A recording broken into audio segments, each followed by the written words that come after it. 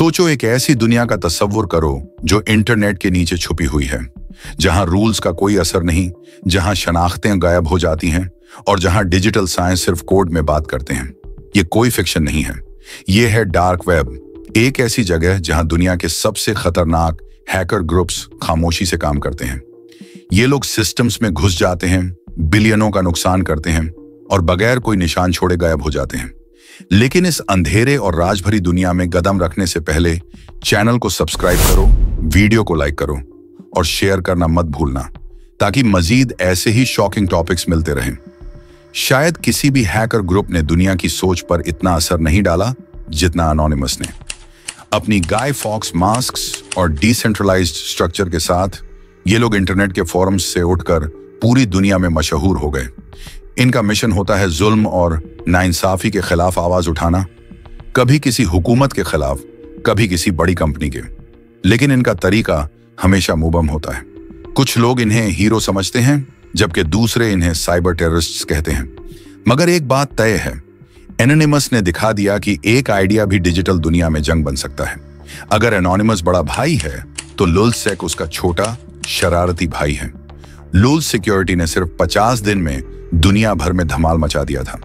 इन्होंने सोनी पिक्चर्स को हैक किया, CIA की वेबसाइट को डिफेस किया और हर अटैक के बाद खुलेआम मजाक उड़ाया। इनका स्लोगन था laughing at your security since 2011। लेकिन अंजाम मीठा नहीं था। जैसे ही एजेंसियों ने घेरा तंग किया, मेंबर्स बेनकाब हुए, कुछ ने एक दूसरे को धोखा दिया और कई गिरफ्तार हुए। फिर भी लुल्जसेक ने दुनिया को दिखा दिया कि मजे लेना भी हैकिंग का हिस्सा हो सकता है। आज का हैकर सीन बिल्कुल एक कॉरपोरेट कंपनी जैसा हो गया है और इस नई सूरत में सबसे आगे है डार्क साइड। ये रैनसमवेयर गैंग प्रोफेशनल तरीके से काम करता है, जैसे किसी MNC में होता है। इनका सबसे बड़ा अटैक था कॉलोनियल पाइपलाइन पर, जिसने अमेरिका का फ्यूल सप्लाई बंद कर दिया। ये लोग अपने प्रेस रिलीज निकालते हैं, एफिलिएट प्रोग्राम्स चलाते हैं और बिटकॉइन में पेमेंट लेते हैं। इनके लिए हैकिंग एक जुर्म नहीं, एक बिजनेस है। ये ग्रुप सबूत है कि डार्क वेब अब एक बाजार बन चुका है। अगर साइबर दुनिया में रियासतें होती तो आरईविल उसका बादशाह होता। ये रशिया से लिंक्ड रैनसमवेयर ग्रुप ने $1 बिलियन का नुकसान किया है। ये लोग रैनसमवेयर एज एक सर्विस ऑफर करते हैं, जहां दूसरे लोग इनका मालवेयर इस्तेमाल करके अटैक करते हैं। इनका सबसे खतरनाक हमला था कसेया IT फर्म पर, जिसने कई मुल्कों के बिजनेस बंद करवा दिए। जब तक हुकूमतों ने ऑपरेशन नहीं किया, ये लोग छुए नहीं जाते थे। आखिर उनके सर्वर्स सीज हुए, मेंबर्स गिरफ्तार हुए, बट उनका मालवेयर आज भी जिंदा है। हर हैकर ग्रुप गैर कानूनी नहीं होता, कुछ सरकारी एजेंसियों के अंदर भी होते हैं। इक्वेशन ग्रुप ऐसा ही एक ग्रुप है जो NSA से जुड़ा हुआ माना जाता है। इनके पास ऐसे टूल्स हैं जो फर्मवेयर तक को इन्फेक्ट कर सकते हैं। लेकिन 2016 में इनकी हकीकत सामने आई, जब शैडो ब्रोकर्स ने इनके टूल्स को डार्क वेब पर लीक कर दिया। इससे साइबर दुनिया में जंग का माहौल बन गया। ये ग्रुप याद दिलाता है, सिर्फ हैकर्स ही खतरनाक नहीं, कई बार हुकूमतें भी साइबर टूल्स का गलत इस्तेमाल करती हैं। 2016 में एक नया ग्रुप डार्क वेब पर उभरा, शैडो ब्रोकर्स। इन लोगों ने NSA के टॉप सीक्रेट हैकिंग टूल्स को दुनिया के सामने रख दिया। उन्हीं टूल्स का इस्तेमाल बाद में WannaCry और NotPetya जैसे हमलों में हुआ, जिनसे दुनिया भर के हॉस्पिटल्स, बैंक्स और IT सिस्टम्स बंद हो गए। कोई नहीं जानता कि शैडो ब्रोकर्स कौन हैं। कुछ कहते हैं रशियंस, कुछ कहते हैं अंदर के लोग। जो भी हो, इनके लीक्स ने साइबर दुनिया को हिलाकर रख दिया। जब बात होती है स्टेट स्पॉन्सर्ड हैकर्स की, तो लार्जर्स ग्रुप सबसे ज्यादा खतरनाक माना जाता है। ये नॉर्थ कोरिया से लिंक्ड है और इनका मिशन होता है दुश्मनों को डिस्टर्ब करना और पैसे चुराकर अपनी इकोनॉमी को सहारा देना।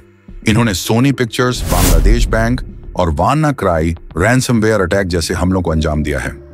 इनका टारगेट कभी क्रिप्टो करेंसी होता है, कभी वैक्सीन रिसर्च। इनका काम इतना साफ होता है कि पता ही नहीं चलता अटैक कब हुआ।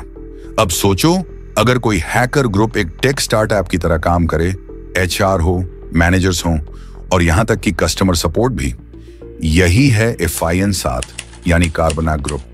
ये लोग $1 बिलियन का नुकसान कर चुके हैं, बैंकों और रेस्टोरेंट्स को लूटकर। इनकी फिशिंग ईमेल्स इतनी परफेक्ट होती हैं कि एक्सपर्ट्स भी धोखा खा जाते हैं। इनका स्टाइल कॉर्पोरेट दुनिया जैसा है और इनका असर ग्लोबल। ये ग्रुप दिखाता है कि हैकर हमेशा हुडी पहनकर ही नहीं आते, कई बार वो टाई में भी आते हैं।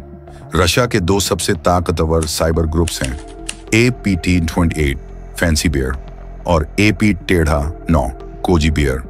दोनों को रूस की खुफिया एजेंसियों से जोड़ा गया है। AP-10 अटेंशन काम करता है, जैसे 2016 यूएस इलेक्शंस को हैक करना, जबकि AP-10 एक्सप्लोरर काम करता है, जैसे 2016 यूएस इलेक्शंस को हैक करना। छुपकर डेटा चुराने में माहिर है। इन्होंने हेल्थ एजेंसियों, नेटो नेटवर्क्स और डेमोक्रेटिक सिस्टम्स को टारगेट किया है।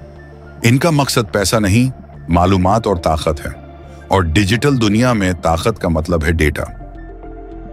जो ग्रुप्स हम जानते हैं वो तो सिर्फ आइसबर्ग का ऊपरी हिस्सा है। असली खतरा उन लोगों से है जिनके बारे में हम कुछ नहीं जानते। डार्क वेब में छोटे छोटे ग्रुप्स क्रेडिट कार्ड डेटा बेचते हैं, जीरो डे एक्सप्लॉइट्स बनाते हैं और नए तरीकों से सिस्टम को ब्रेक करते हैं। हर दिन नए हैकर ग्रुप्स पैदा होते हैं, पुराने गायब हो जाते हैं या फिर नाम बदलकर वापस आते हैं। इनका काम सिर्फ डेटा चुराना नहीं, दुनिया भर में डिजिटल ट्रस्ट को तबाह करना भी है। इस डॉक्यूमेंट्री के जरिए हमने एक नजर डाली उन खतरनाक ग्रुप्स पर जो इंटरनेट के अंधेरों में छुपे हुए हैं। लेकिन याद रखो, इल्म तुम्हारा सबसे बड़ा हथियार है। जब हम इन ग्रुप्स के तरीकों को समझते हैं तो हम अपना डिजिटल मुस्तकबिल महफूज बना सकते हैं। ये कहानियां सिर्फ एंटरटेनमेंट के लिए नहीं, ये वार्निंग्स हैं।